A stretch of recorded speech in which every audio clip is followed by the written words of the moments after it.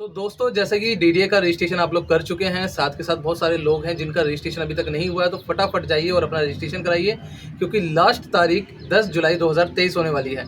तो दोस्तों इसके बाद हमारा जो प्रोसीजर बचता है वो बचता है बुकिंग का, पोजीशन लेटर का और किस तरीके से हम अपने फ्लैट की चाबी लें। क्योंकि डीडीए के फ्लैट बुक तो कर लिए जाते हैं लेकिन पोजीशन के समय बहुत दिक्कत होती है या फिर चाबी लेते हुए बहुत ज़्यादा दिक्कतें होती है। तो आज की ये वीडियो के अंदर आपको सारी जानकारी मिलने वाली है, तो वीडियो को कोई भी पार्ट स्किप ना करें और वीडियो के साथ अंत तक बने रहें। नमस्कार दोस्तों, मेरा नाम सचिन राजपूत है, आप देख रहे हैं टेक्निकल सफारी। तो दोस्तों जैसा कि आपको पता ही है कि आपने फ्लैटों की रजिस्ट्रेशन कर ली है। रजिस्ट्रेशन आपकी 10 जुलाई तक चलने वाली है। 10 जुलाई के बाद आपके जो फ्लैट हैं जो आपने बुक किए हैं वो आपको करीबन 5 दिन का समय मिलेगा जाके वहाँ पर फिजिकली विजिट करने के लिए। और इससे पहले अगर आप विजिट करना चाहते हैं तो डीडीए ने सैंपल फ्लैट्स बना रखे हैं, आप वहाँ पर विजिट कर सकते हैं। कहाँ पर सैंपल फ्लैट्स हैं, क्या उनका एरिया है, कौन सी लोकेशन है, पूरी जानकारी के लिए डिस्क्रिप्शन में आपको लिंक मिल जाएगा डीडीए के सर्कुलर का, जहाँ पर हमने पूरी जानकारी दी हुई है कि आखिर ये फ्लैट जो है कितने बीएचके के होने वाले हैं, कितना इनका एरिया होने वाला है, क्या इनका प्राइस होने वाला है और इनके डेमो फ्लैट की लोकेशन क्या है। तो दोस्तों इसके बाद प्रोसीजर आपका आता है बुकिंग का। बुकिंग में आपको अपना बुकिंग अमाउंट देना है जो भी आपने फ्लैट बुक किया है, यानी कि अगर आपने ईडब्ल्यूएस, एलआईजी, एमआईजी या एचआईजी, और इन सभी के अलग अलग प्राइस है। यानी कि अगर ईडब्ल्यूएस की बात करें तो 50,000, एलआईजी की बात करें तो 1 लाख, एमआईजी की बात करें तो 4 लाख और एचआईजी की बात करें तो 10 लाख रुपए की आपको बुकिंग राशि यहाँ पर पेड करनी होगी डीडीए को। तो राशि पेड करने के बाद आपको डिमांड कम अलॉटमेंट लेटर मिल जाता है। जैसा कि डीडीए ने अपने सर्कुलर में बताया है कि इस बार वो 24 घंटे के अंदर डिमांड कम अलॉटमेंट लेटर देने वाला है। अब बहुत सारे लोगों के मन में सवाल और होगा, भाई ये डिमांड कम अलॉटमेंट लेटर क्या है। तो मैं आपको बता दूं, पहले के टाइम पे आपको डिमांड लेटर मिलता था, उसके बाद आपकी अलॉटमेंट होती थी, लेकिन इस बार फर्स्ट कम फर्स्ट सर्व की स्कीम है जिसमें ये डायरेक्टली आपको डिमांड के साथ में अलॉटमेंट लेटर दे रहे हैं। तो अलॉटमेंट लेटर मिलने के बाद आपको इनकी जो फ्लैटों की पेमेंट है वो पूरी पेमेंट के करने के लिए 60 दिन का समय दिया जाएगा। 2 महीने के अंदर आप पेमेंट नहीं कर पाते हैं तो तीसरे महीने आपको 11% के हिसाब से इन्हें ब्याज देना पड़ेगा फ्लैटों का, यानी जो फ्लैटों का अमाउंट है उस पर। तो दोस्तों इसके लिए आपको सबसे पहले क्या करना होगा, बैंक से जाके फाइनेंस कराना होगा। बैंक से फाइनेंस कैसे कराएंगे, तो मैं आपको बता दूं, बैंक से फाइनेंस कराने के लिए बैंक के पास आप जाते हैं तो आपको सबसे पहले आपका अलॉटमेंट लेटर वहां जमा कराना है, आपके आधार कार्ड, पैन कार्ड, आपकी passport size photo, email ID, phone number. इसके अलावा जैसे 2 कैटेगरीज होती है हमारी, एक तो होती है जॉब की, दूसरी हमारी होती है बिजनेसमैन या सेल्फ एम्प्लॉयड की। तो जॉब वाले पर्सन को क्या करना है, वहां पर उन्हें अपनी 2 साल की आईटीआर, 6 महीने की बैंक स्टेटमेंट और आपकी 3 महीने की सैलरी स्लिप आपको देनी होती है।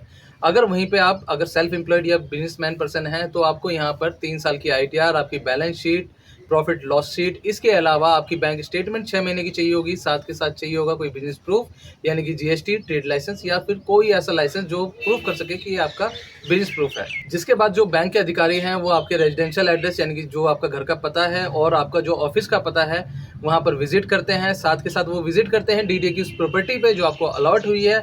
देन इसके बाद आपकी वेरिफिकेशन कंप्लीट होने के बाद बैंक जो है आपको एक सैंक्शन लेटर प्रोवाइड कराता है।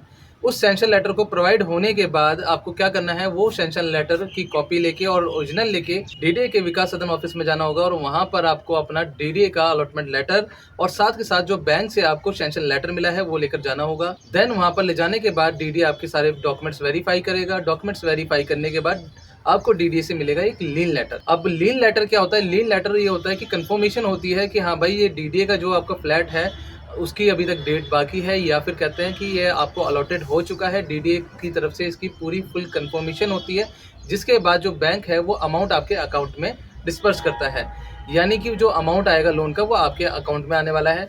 तो आपको वो वहाँ से लेटर लेके जाना है और आपको जाकर बैंक में सबमिट कर देना है। बैंक में वो लेटर सबमिट करने के बाद करीबन 24 से 48 घंटों के अंदर अंदर बैंक आपके अकाउंट में अमाउंट जो होता है वो डिस्पर्स कर देता है। अलग अलग बैंकों का अलग अलग टाइम होता है। जैसा कि आपको मैं बता दूं कि डीडीए के फ्लैट हर सरकारी और प्राइवेट दोनों ही बैंक के जो है फाइनेंस करती है।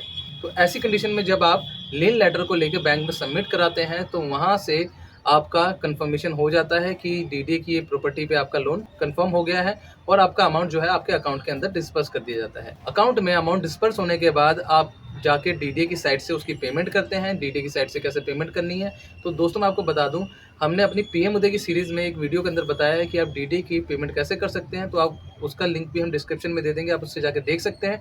और अगर आप चाहते हैं कि हम इसके लिए एक सेपरेट वीडियो बनाएं तो आप हमें कमेंट कीजिए, हम उसके लिए भी एक सेपरेट वीडियो बना देंगे। तो जैसे ही आप जाके पेमेंट करते हैं, पेमेंट की कंफर्मेशन हो जाती है, तो आपकी पेमेंट स्लिप जनरेट हो जाती है।